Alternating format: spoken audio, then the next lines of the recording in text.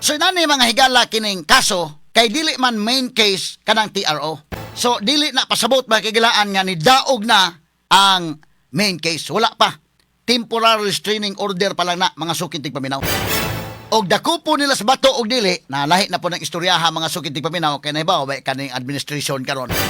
Naibaw bitaw tana mga sukid tigpaminaw kini Supreme Court sab dili na po na respetaran na sa nato kay ngano man og unsa imong decision sa kang batugod matakdan mo gutong kang Duterte day.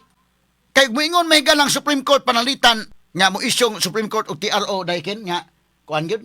Yung mga nung kan Duterte o managtok isyong TRO. Dako kayong kuan ba? Manlabad sa uni, tinulay lang. More or less pariha naman ang petition day kini Duterte kang bato. Mao man kasuhan na kay sila man kuyuga. Mao na nga kung unsay mo petition Supreme Court makahig ang kang Duterte. Sumo na nga di lalim ang pag-decide ani. Matalinong talakayan, diretsahan. Attorney Rufil Banyok sa Straight to the Point. Dire-diretsong komentaryo, Attorney Rufil Banyok sa Straight to the Point. Straight to the point. Samtang sa dugang mga balita mga kagilaan ng impeachment trial batok ni Vice Presidente Sara Duterte posibleng makasugod na sa Hulyo 6. Straight to the point. As pagkakaroon may galado na may gi-issue mga kagilaan nga patubagon ang Vice Presidente sa impeachment court gitagaan og napo kaadlaw mga higala 10 calendar days og ang ikanapo nga adlaw ni ana mabutang mahigala og Sabado. Unya kay ang sunod nga office mga higala ni ana mao man ang adlaw nga Lunes. So adto sa adlaw Lunes mo'y katapusang adlaw. June 1 ang calendar days mga higala nga mosumad. So mo nay hatag og higayon nga maka-submit sa iya nga tubag si Vice President Sara Duterte. Human ni ana mahigala ang prosecution maghatag sa mga kaigalaan og matawag nato mahigala ga reply sud sa 5 ka adlaw. Tanawon ta mahigala og maka-reply sila within 5 days or bisag before 5 days maka-reply na sila. Unya i-evaluate na mga higala sa kining matawag nato mahigala impeachment court. Unya gikatakda na nga sa Hulyo 6 na. Sugdan mahigala ang impeachment trial ni Vice President Sara Duterte. Straight to the point. At honesta nga tagag pagtagad sa mga uban usab nining atong tulumanon ug inyong tulumanon. Straight to the point. Samtang sa laing bahin ang atong pagpadayon mahigala paghisgot. Labot na sa gipagawas ng kamanduan sa Supreme Court. May labot mahigala sa gipangayo nga interim relief, provisional relief ni Senador Ronald Bato de la Rosa. Dunay main case o duna sad mahigalay provisional relief nga iyang gipangayo nga mao kanang temporary restraining order. Straight to the point. Ang TRO mga sukid tigpaminaw mo'y gilinay sa Supreme Court. Atong respetaran ang Supreme Court niya na mga higala kay Korte Suprema naman mahigala may nisulti apan atong i-discuss mga sukid tigpaminaw kay kini provisional relief pa lang dili pa ang main case mga sukid tigpaminaw. Straight to the point. Unya kung atong masayran ang voting mga higala dito sa Supreme Court siyam ka mga justices ang nibutar nga dili mo issue og TRO. 5 ni ana ang mibutar nga mo issue og TRO samtang usa ang mi-abstain. Straight to the point. So buti pasabot nga kana palang daan nga isyu mga kaigalaan na bahin ang mga justices sa Supreme Court. Straight to the Kaya point. doon naman mahigalay 15 ka mga justices. So dito sa Supreme Court, within the Supreme Court, doon ay debate nga nahitabo among the justices, mga suking tigpaminaw. Straight to the point. Nagata sa nagpagtagad rumutaga sa atong pagaban-uban, nining atong tulumanon, inyong tulumanon. Straight to the point. Unsa may mga implications ani. So ang atong posisyon o ang posisyon mahigala sa uban, o uban nga mga opinions, i-consider na mahigala papariha-parihag mga argumento. Ang ayan bang mo-issue TRO or dili, nabahin sila. Ato ni hatagag pagtagad karon apan dili pa ang main case, mao'y gisgutan ini mga kaigsunan. Straight to the point. Kaya pagtagad rumutaga sa atong pagmanuban usab nining atong tulumanon ug inyong tulumanon. Ang Cebu Metropolitan Catholic Mass Media Awards. Best Radio Commentator, Best Newspaper Columnist, and Best Public Affairs Anchor. Attorney Rufil Fernandez Banyok sa Straight to the Point. Straight to the point. Now, atong balikan mahigala ning mga panghitabo sa atong nasod. Kini ni ang resolution sa Supreme Court may labot mahigala sa prayer ni Senador Ronald Bato de la Rosa sa iyang petition dito sa Supreme Court o sa iyang gipangayo nga temporary restraining order. Ang gahapon wa kita ka-discuss kay na dunay dakong panghitabo dito sa Naga ato patong himuan og dugang follow-up labot sa duha ka mga bata nga namatay sud sa auto og mo hinungdan nga atong gifokusan sa kay ang ato mahigala nga maka sabota mahigalag unsang hitabua unya maka tabang punta. So mo nga salamat kay sa mga ni-donate. Pila na may atong donation dai katong usa ka adlaw natay donation sad. Katong duha ka bok namatay ato na tong i-turn over lang sad. Nagsunod tong ato mahigalang papangayag tabang pero sige lang, no? So mo gahapon wa ta ka discuss ani mga sukid di paminaw niining maong isyu. Ikaduha, ang Supreme Court mipagawas lang og press briefer apan wala pa mga higala ang iyang desisyon gyud nga ma-download. Kay karon pang adlawng Lunes kuno i-download, lakip na mga higala ang mga dissenting opinion. Mo ninindot nga basahon o giunsa pag-decide sa Supreme Court kanang maong TRO, temporary restraining order, o naunsang hitabua mga kahigalaan, no? Dunay 5 nga ni oppose, lain-lain sila og opinion. So sa laktod nga pag-istorya, kining voting mga kahigalaan nga 951, buti pasabot, siyam ka mga justices ang niingon mahigala nga dili angay mo isyu og temporary restraining order may labot sa warrant of arrest issued by the ICC. Siyam ana ang miingon nga dili kinahanglan mo isyu og TRO. 5 ka mga justices ang miingon nga kinahanglan nga mo isyu og TRO. Ug usa ni ini ang ni-abstain mga suking tigpaminaw. Straight to the point. Kini dunay but pasabot. Dili ni unanimous decision. That's one, ha? Dili unanimous decision. Buti pasabot dunay lain-lain nga desisyon ug but sabto nato nagdeliberate ning Supreme Court ug dunay debate within sa mga justices sa Supreme Court. Straight to the point. Kadibate sa sud nga mao ni akong posisyon, mayong pumpikas mao ni akong posisyon. Og mahinungdan ni come up sila ni ining maong number. Sa laktod, kadtong niingon nga angayang mo isyu og TRO o dunay miingon dili angayang mo isyu og TRO. Pulos dunay katarungan. Pero sa ako nang giingon mahigala whatever decision sa Supreme Court ato kana mahigalang irespetaran. Kay lisod man sa kaayo mga higala nga wala na sa gitay tuuhan, no? Ang atong gipang-discuss dinhi masabot nato nga dunay mga justices nga maumaotag arguments. Pero pag voting lang, pildi lang sa voting. Kay siya man, daog man, numbers game ang gyapon ng mga sukit di paminaw kay in-bank man. Moingon tag in-bank, buti pasabot silang tanan. Supreme Court justices ang ni-decide. Lahi man ang by division. Supreme Court mo decide siya pinaagi sa in division. But kini in-bank. So sa in-bank, siyam kabuok sa 15 justices of the Supreme Court, siyam ang niingon nga dili angay mo isyu og TRO. 5 ang niingon nga angayang mo isyu og TRO ug dunay usa nga ni-abstain. So ug atong lantawon mismo dito sa Supreme Court wa magkapareha ang ilang mga opinion. Pero sa ako nang giingon mo respekta unsay desisyon sa Supreme Court. Dili tam nondo pong suto nga sa iyang gusto mo gusto niya ang Supreme Court mahigalag musupak sa iyang gusto masuko ka Supreme Court. Di lang po taana. Ang ato, tahuron tong Supreme Court. Pero, unsa may but pasabot, ani? But ipasabot nga, sila mismo nagkalahi ang ilang opinion. Dili man ni unanimous decision.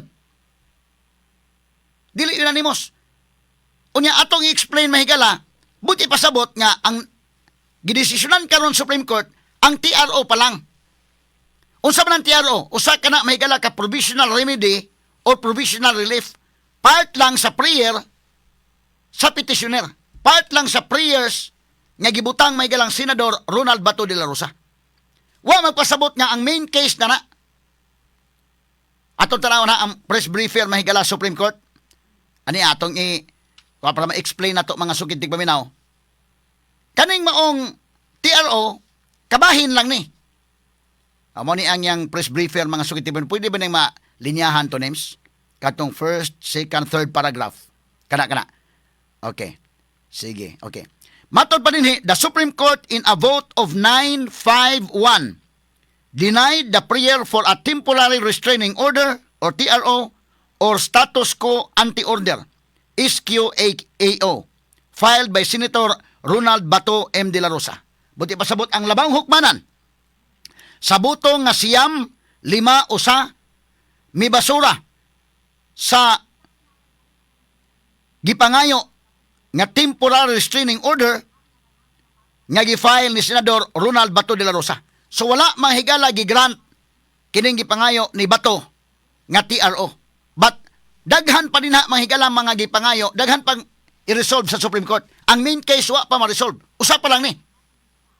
Dili pa ni ang main case. Unya, another gipakunan na to. Gipa-highlight na to. In Senator De La Rosa's manifestations, he prayed for a TRO and or SQAO. Mo ni sa mahigala, no? Nya, so, dito lang tayo sa second to the last paragraph names. Move sa taas names. Para tumabasa names. Kanang sa sunod, move pa. Kaya mo ni mga highlights, mga kaigalaan. Okay, kani. Matod pa din may gala, the Supreme Court, emphasize ha, the Supreme Court only decided on the prayers for interim relief. The main issues raised by the parties in their pleadings and motions are yet to be resolved in the main case. So, klaro na. Straight to the point. Sa binisaya pa, ang Korte Suprema may desisyon lamang sa gipangayo nga interim relief. Kay may kag TRO, usa ka na ka provisional remedy or provisional relief nga gipangayo nimo, may labot sa kaso. Dili na mo main case. Tipik lang siya. The main issues, matod pa, ang main nga mga issues nga gi-raise sa parties sa ilang mga pleadings o motions, resolbahonon pa sa main nga kaso. Straight to the point. So, kining TRO, mga kaigan, dili pa ni kinini ang main case. Pero atong masabot, buti pasabot ani, ang Supreme Court, mga kaigalaan mismo, nagkalahi-lahi ang ilang opinion. Ang Supreme Court mismo, siyam ang uyon, nga dili mo isyo og TRO, 5 ang uyon nga mo isyo og TRO, samtang usa ang ni-abstain. Straight to the point. So dunay debating na hitabo Supreme Court, TRO pa lang, wala pa ang main case. Now, kinini ang, kung atong tan-awon mga higala, unsa bay bot pasabot ani? Para nga masabtan sa liman ha. Ani unta nay pagsabot, pag hatag ko example sa mga lalaki. Nako example sa mga lalaki unsa may ganahan sports sa mga lalaki kanang basketball or baka boxing, altas boxing. Ug sa boxing mga kaigalaan, 12 rounds of boxing,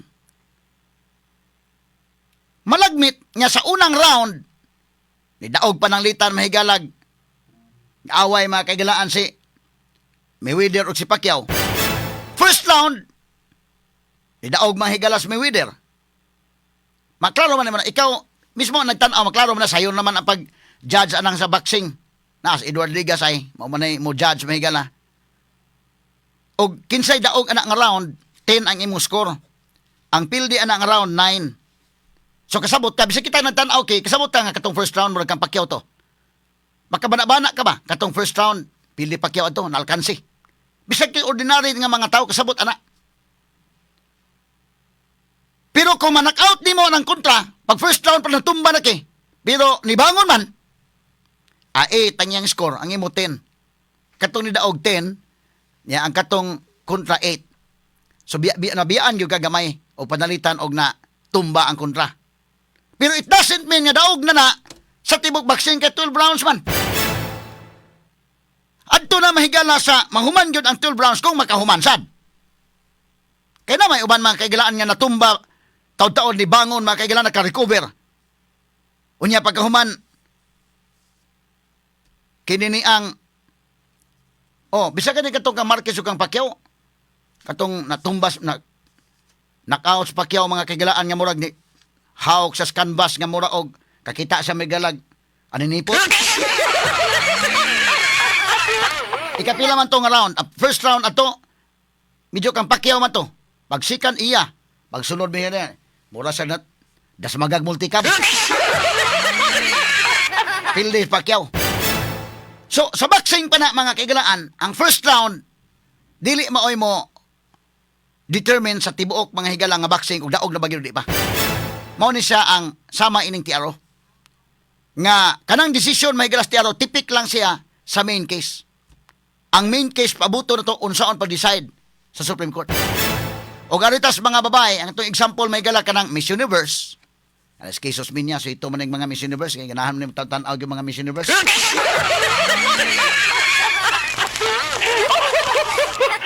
Sagdi lang si Inday Ken Galinia, ganahan mo tanaw Miss Universe, masabot man na to kayo. Ganun sa si, Kuan Mikey, kini si Raymart Pugoy, so ito kaya ba sa mga Miss Universe na. Pero ikaw kilay na imong interest po na Miss Universe kino ganahan gikap kay tan-aw kay.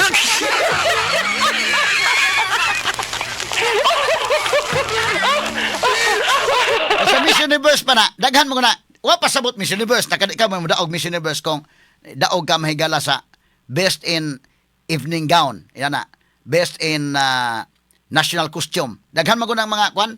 Nya naay maayo sa Q&A, yan na. Doon na po mahigalay sa swimsuit nga pagkuan oh. Katong ganahan mo kiba katong sa swimsuit na kay.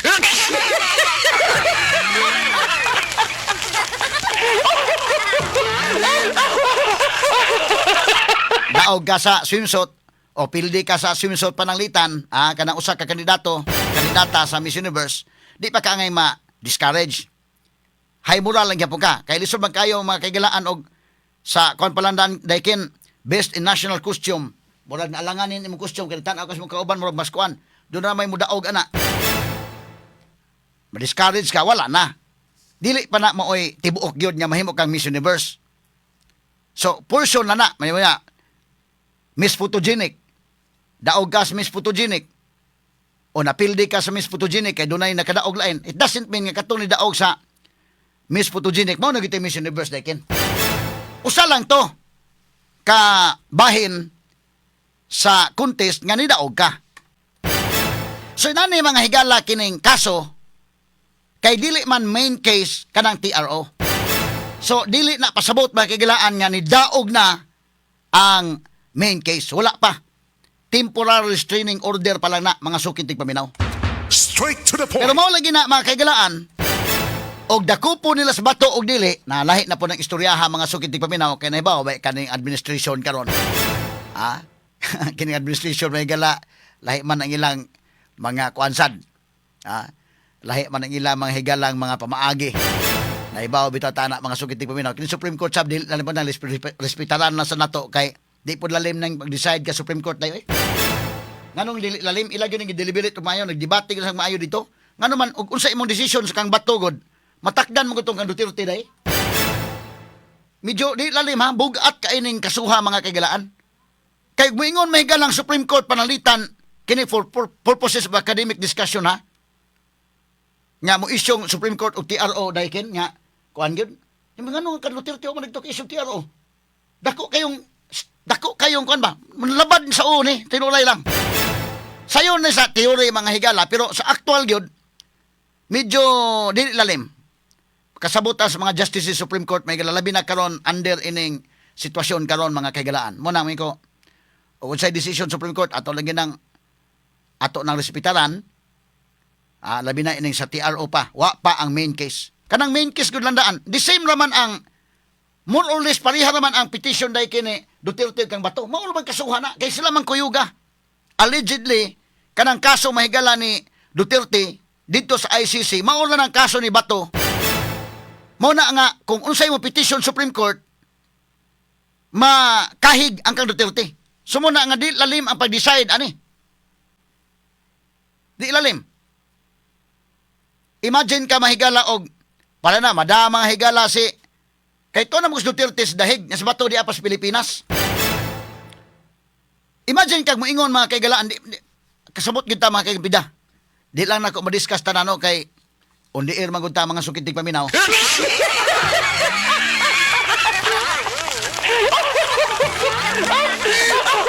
Pero tinuray lang dili lalim ni sa matag usa ka justice man ang ako maingko ato na sa respetalan gyud unsa lang ilang desisyon. Kay limang ka mahigala i-decide nila mo epekto ni mga kahigalaan kan Duterte dekin. Mo epekto ni. Umuingon mahigalag Supreme Court nga dili valid ang warrant of arrest sa ICC. Mapitaran ka ito, ganun na ito naman abot na Duterte na noon dito sa dahig, mao lagi, mag-ubot, kuan ba? Muna nga, una-una, Justice Supreme Court pida, bugat ning maong kuan, bugat kining maong question. In fact, ang petition ni Duterte may galasukad sa padako pila naman, kapin sa tuig na daywa pa ma-resolve. Manay plangka-plangkang istorya, in anak may galang ni deliberate ang Supreme Court, wa pa ma-resolve. Kining TRO, dinalian man ng TRO, mananana sila yung decision sa TRO, but it doesn't mean nga ang main case, madugay pa ng main case, mo mitaming Supreme Court, o kung basag balik ha. The Supreme Court only decided on the prayers for interim relief. The main issues raised by the parties in their pleadings and motions are yet to be resolved in the main case. Pila man, how long will it take for the Supreme Court to decide sa main case? Muna dakong question. But we will not give pressure also sa Supreme Court kay lahi ng ila po dito mga sukid ng paminaw. Dili kinalalim ng ilang kalakisan. Muna kong ingon, obserbare, ang kanang ka Duterte nga petition. Sukad pagdakop ni Duterte mga sukid ng paminaw. Hangtod ron, wa pa ma-resolve sa Supreme Court. Wa na to'y hisgutanan sa TRO to. Because the TRO is already moot and academic considering that Duterte was already brought to the Hague. So duwa na hisgutanan nga TRO. Kining kang bato, naay dakong hisgutanan sa TRO. But the same lang ni nga kaso. Whatever decision sa Supreme Court mo apiktar sa kung Duterte. Munay banaon o hunaon og mayos Supreme Court mga sukid ti paminaw.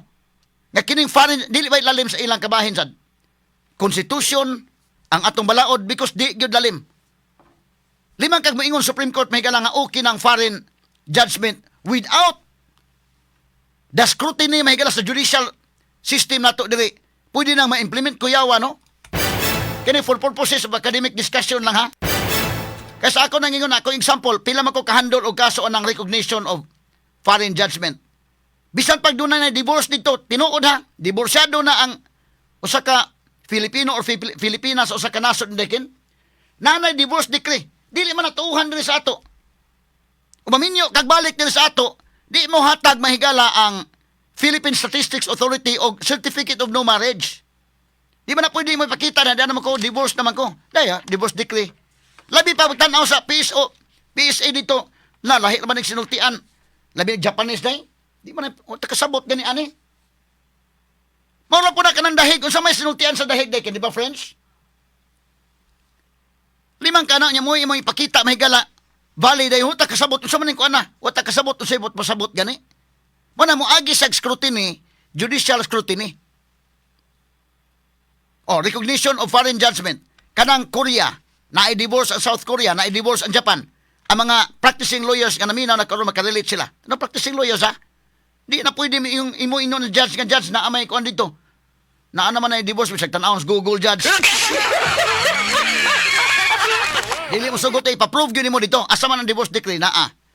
Nya na kay pruiba nga kining maong divorce naa nang balaod nga divorce anang maong nasod guha na sa kag dokumento nga naa na i-divorce aning nasura i-prove pa na nimo. Labi naglain og language dili pa in English ba uta kasabot. Magdakag order ito, hinapon nga order dadon nimo sa PSA. Mangayo kog kuan sir kanang certificate of no marriage kay maminyo ko balik na divorce na magud ko dito sa Japan. May yung PSA day ang imong record din na minyo man ka ipausab ni usa di man mo usbo ni tungod lang sa hukom sa Kortes Japan labi na may kasabot ana unsa nang kuan pagkasultiha. Ug mo decide ang Supreme Court ani mahigalam medyo kuan ha manan dili lalim ako kasabot ko dili lalim man libog ang mga justices ani mo take time sila gyud mo take time man akong ingon ang balaod mga kaigalaan. Pagbalik ko gina ang Lady Justice nga nagdag timbangan blindfolded siya para di sa kakita kung kinsay subject. Problema gud karon tungod magud kay Duterte niya naway nga sukon Duterte day. Mo ay kuan gina. Pero panalitan dinis Duterte may butang niya. Butangig blanco na. Bar exam atong question na sa bar exam. Why ngan? Why tao na involved? Lahi ang imong answer.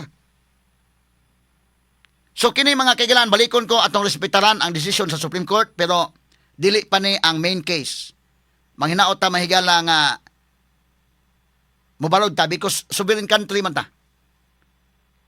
Apan sa ako nang giingon, managlahi man ang atong opinion, mismo ang mga justices sa Supreme Court nagkalahi man ang opinion pag voting lang, naalanganin lang sa voting mahigala kay lima ra may niingon nga pero puro si mga banggiitan ha, 5 ka justices good.